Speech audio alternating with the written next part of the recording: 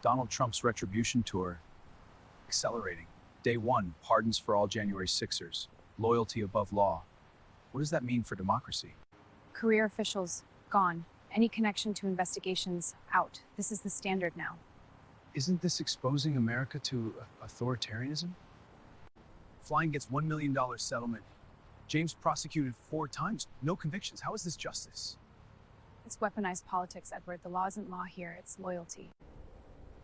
Memo shows Trump kept classified docs for business, crypto, Saudi deals.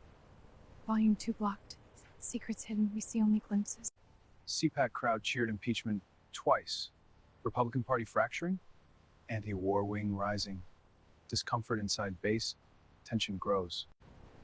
Drone contracts, AI investments. War begins, Americans suffer, gas distilleries, everyday life hit. Trump family profits. And it's not partisan, it's real impact. Retribution is economic policy. Settling lawsuits for allies, blocking reports. This is why the economy hurts. Workers' lives, wallets, trust in government, hollowed out.